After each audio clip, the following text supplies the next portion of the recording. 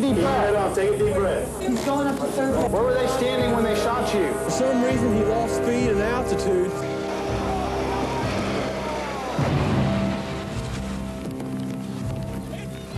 The horror of a mass killing. Tanks coming in from the north.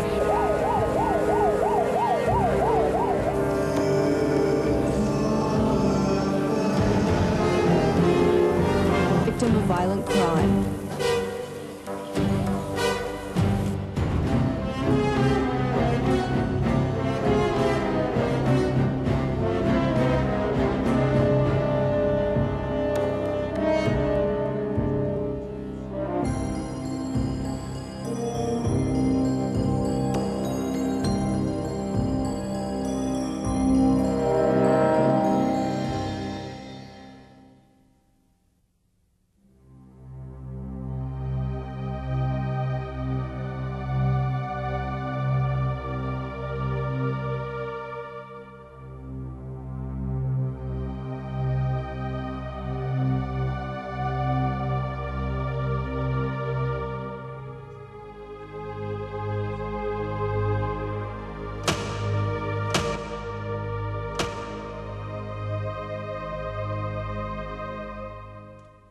Nous sommes entourés par les diverses manifestations des individus qui ont quitté ce monde, comme leurs réussites, leurs tentatives et leurs échecs.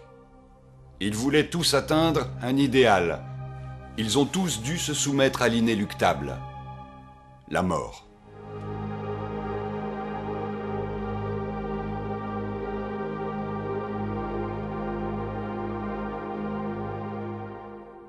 Je m'appelle John Austin. Je parle souvent avec des personnes qui font face à la mort tous les jours. C'est un sujet qu'on préfère éviter, dont on a peur. Mais tôt ou tard, on est bien obligé d'y faire face. La mort est pour certains la voie traditionnelle qui conduit au paradis ou à l'enfer. Pour d'autres, c'est un pont pour une réincarnation ou une ascension étape par étape. Certains autres croient que c'est la fin, une fin scientifique de l'existence. Ils croient aussi que la religion ne sert qu'à donner un peu de morale pendant la vie, ou réconforte de l'anxiété souvent associée à la mort. Pour d'autres, la mort est un sujet auquel ils n'ont pas le temps de penser. Sigmund Freud a dit qu'au fond, personne ne veut croire en sa mort. Nous avons tous ancré dans notre subconscient le sentiment d'être immortel. Si vous n'avez pas réfléchi à votre mort, faites-le au plus tôt, et considérez qu'elle s'approche de jour en jour. Il ne s'agit pas de préoccupations morbides, mais de saine curiosité et de respect envers un phénomène naturel, aussi mystique de nos jours qu'au premier temps du monde. Dans notre société de technologie avancée, nous sommes toujours incapables de déterminer ce qui se passe quand on meurt. Et selon un sondage d'opinion, les 2/3 de la population américaine veut croire que la vie existe après la mort. Y a-t-il quelqu'un pouvant nous dire ce qu'il y a dans l'au-delà? En explorant la fin de la vie, nous pourrons peut-être trouver de nouvelles significations. Comment pouvons-nous nous préparer à la mort? Qui sait si les expériences de certains sur leur lit de mort pourront nous éclairer?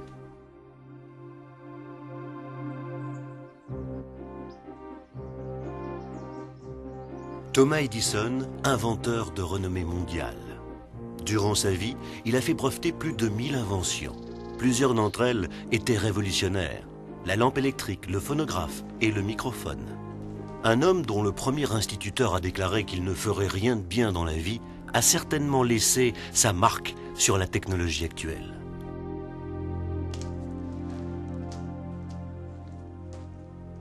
Thomas? Merci.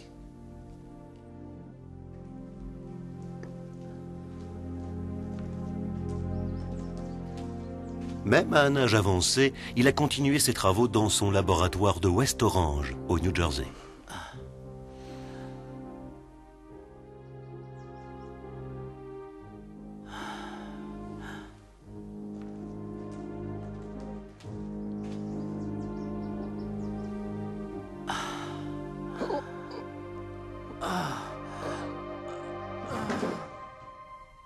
Le 1er août 1931, Edison eut une attaque, tandis qu'il travaillait dans son laboratoire.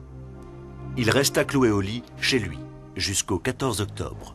Ce jour-là, il tomba dans le coma. Mais juste avant, il eut le temps de murmurer ces mots. Docteur, docteur, Qu'y a-t-il?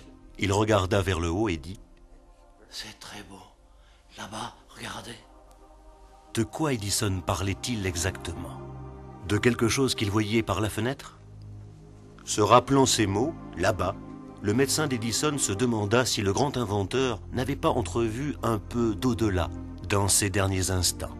Nous ne pouvons que spéculer sur le sens de ces mots. 3 jours après la mort d'Edison, un hommage national fut proclamé par le président Herbert Hoover. Des millions d'Américains éteignirent leur lumière en l'honneur d'un des esprits les plus brillants d'Amérique. Il est intéressant d'observer les effets de la mort sur ceux qui restent. On croirait que la mort peut fixer un point dans le temps, laissant dans l'histoire une marque précise, ineffaçable. Par exemple, beaucoup d'Américains se souviennent parfaitement où ils étaient quand la nouvelle de l'assassinat de John Kennedy fut diffusée à la télé. Le cœur de la nation se glaça de terreur. D'autres, tels que le militant pour les droits civils Martin Luther King ou John Lennon des Beatles, viennent aussi à l'esprit.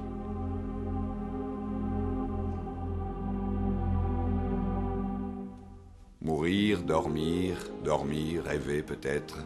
William Shakespeare. La mort est souvent le point culminant dans certaines pièces de théâtre. Avec Hamlet et Roméo et Juliette, Shakespeare a immortalisé la mort.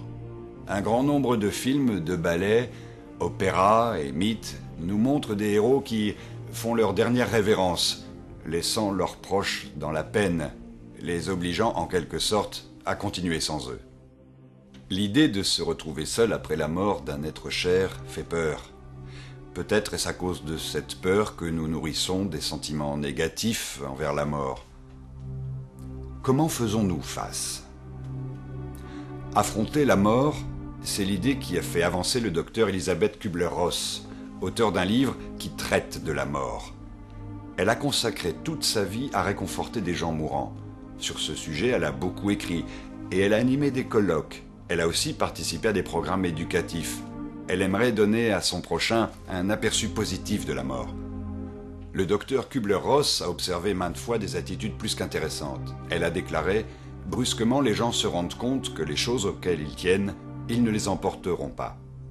Alors ils se disent en eux-mêmes « Ô Seigneur, j'ai bien gagné ma vie, mais je n'ai pas vraiment vécu. » Soudain, toutes les priorités semblent changer. À quoi ressemblera notre vie quand nous la verrons défiler au moment de mourir? Qu'est-ce qui sera important? Kübler-Ross nous dit ceci.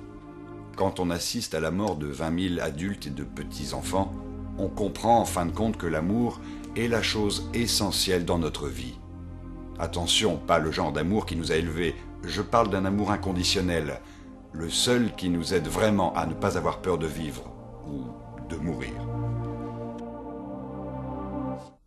L'amour inconditionnel, remède excellent contre la peur de mourir. Des experts tels que le docteur Kübler-Ross nous disent que la plus grande anxiété ressentie est durant le processus vers la mort, et non pas au moment précis de la mort. Que se passe-t-il quand on est sur le point de mourir? Que se passe-t-il quand le temps, comme nous le percevons, s'arrête? Dr Raymond Moody, le professeur de psychologie de West Georgia College, a étudié toute sa vie l'expérience de ceux qui ont assisté à leur mort. On retrouve dans son livre ce qu'il va maintenant nous raconter. En quelques mots, je travaille depuis plus de 25 ans sur ce sujet et j'ai pu parler avec environ 3000 individus qui avaient été pratiquement morts et qui étaient revenus à la vie. Ils m'ont raconté leur fascinante expérience durant ce voyage. Je me souviens d'un cas très intéressant.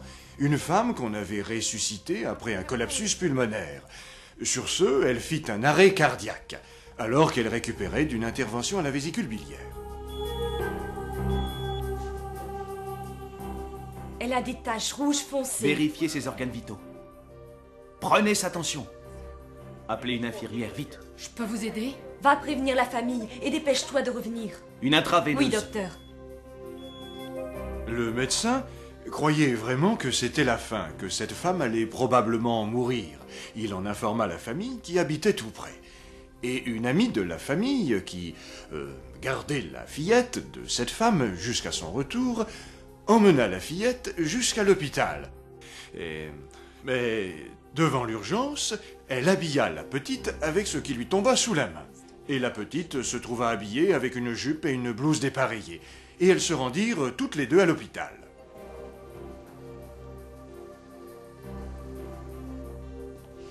Surveillez-la bien.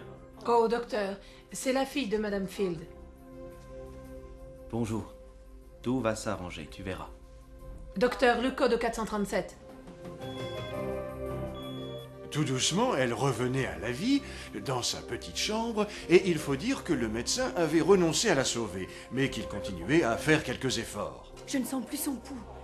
Cette femme allait ressusciter, mais en attendant, elle se rendait compte que personne ne l'entendait ou la voyait. Alors elle quitta la chambre, tandis qu'on essayait de la ressusciter. Plus loin, dans une autre partie de l'hôpital, elle vit sa petite fille habillée avec une jupe et une blouse à carreaux dépareillée. Elle était un peu embêtée de ce manque de goût et voulait savoir ce qui s'était passé. Elle essaya de demander à son amie pourquoi ma fille porte-t-elle ces vêtements, mais l'autre n'entendait rien. Plus tard, quand elle reprit enfin conscience, elle étonna beaucoup le médecin avec sa préoccupation pour les carreaux dépareillés. Vous nous avez fait peur. Qui a habillé ma fille? Pardon? Qui l'a laissée sortir a-t-il fait comme ça avec des carreaux dépareillés? J'ai pourtant précisé que je ne voulais personne ici avant mon retour. Docteur, personne n'a pu venir dans cette pièce, je peux vous le jurer. Je ne comprends pas. Alors comment le sait-elle? À l'occasion, ces patients sont capables de nous dire ce qui se passait à l'intérieur ou à l'extérieur des chambres où les médecins peinaient pour les sauver. Ils arrivent aussi à nous donner de très intéressantes corroborations suggérant qu'en fait, ils sont sortis de leur corps réellement, tels qu'ils l'ont affirmé. Que se passe-t-il? Elle s'est évanouie. Une femme dans ma famille a dit qu'elle voyait son corps d'en haut et qu'elle essayait de communiquer avec son médecin et elle lui demandait ce qui se passait, mais elle se rendit compte que personne ne l'entendait. Elle est donc sortie de la chambre et elle a donc quitté son corps que les médecins essayaient de ressusciter.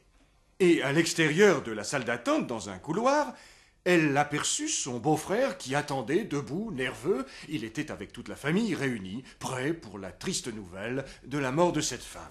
Salut, comment ça va? Salut Tom. Tout va bien? Non. J'ai prévu de prendre l'avion dans 1 heure pour conclure un marché très juteux et c'est le jour que choisit Carole pour mourir. Alors je dois rester ici avec les autres pour veiller la morte. Je suis vraiment désolé pour toi, Bob. Moi aussi. Je risque de tout perdre en restant ici. Quand elle reprit enfin conscience, sur son lit d'hôpital, et que son beau-frère vint lui rendre visite, elle déclara « Je t'ai entendu. » Entendu? Que veux-tu dire? Explique. Ça vous ennuierait de me mettre au courant? Si un jour je meurs encore, Bob, fais donc ce voyage pour tes affaires si tu veux. Je saurais me passer de toi. De quoi tu parles? Ah non, je ne Il y aura voulais... toujours quelqu'un pour veiller la morte. Vous pouvez me dire de quoi vous parlez? Bien sûr, il y a beaucoup de gens qui, quand ils parlent d'expériences qui ont à voir avec la mort, vont chercher des explications dans des exposés surnaturels tendant à prouver que ce qu'ils avancent est la vérité et que cela semble bien être des visions de la vie après la mort. La difficulté de tout cela, c'est que la vie après la mort ne peut pas se prouver de façon scientifique. Je crois que la vie après la mort est pour l'instant une chose qu'on accepte plutôt comme un acte de foi. Et je crois aussi que ces expériences de personnes presque mortes sont impressionnantes, mais scientifiquement, elles ne prouvent rien. Cependant, la trop simple explication scientifiquement valable qu'on nous a proposée ne me donne pas satisfaction. Elle n'est pas bonne. Ces expériences sont bien plus complexes qu'on ne semble le croire. Ce phénomène est très différent des effets de la drogue, des médicaments ou encore de facteurs psychologiques sérieux. Je crois que ces expériences ne sont pas seulement la réalisation d'un vœu pour des raisons compliquées. Ces expériences, pour la plupart, changent la vie des gens d'une manière positive et réelle. Rien à voir avec un vœu pieux.